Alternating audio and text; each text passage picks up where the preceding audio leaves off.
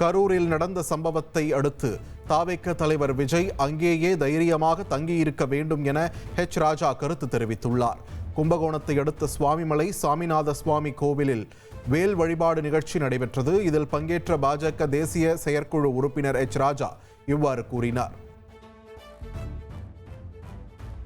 நடிகர் விஜயோட சுற்றுப்பயணம் முடங்கி போயிருக்கு சார்.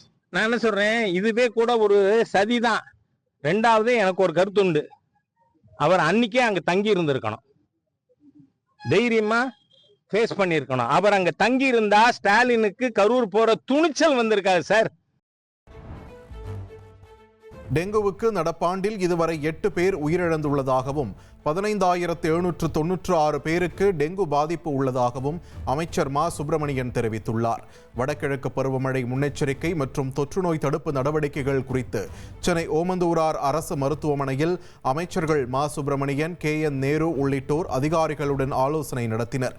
இதில் பேசிய அமைச்சர் மா சுப்பிரமணியன் அனைத்து மாவட்டங்களிலும் டெங்கு குறித்து போதிய விழிப்புணர்வை ஏற்படுத்த நடவடிக்கை எடுக்கப்பட்டுள்ளதாக கூறினார். இதேபோல் மழைநீர் வடிகால் பணிகள் முழுமையாக நடைபெற்று வருவதாக அமைச்சர் KN நேரு தெரிவித்துள்ளார். இனி செல்லும் இடமெல்லாம் செய்தி. தந்தி டிவியின் வாட்ஸ்அப் சேனலை ஃபாலோ பண்ணினா செல்ல இருக்கும் இடமெல்லாம் செய்தி. இதோ QR கோட் இப்பவே ஸ்கேன் பண்ணுங்க, ஃபாலோ பண்ணுங்க.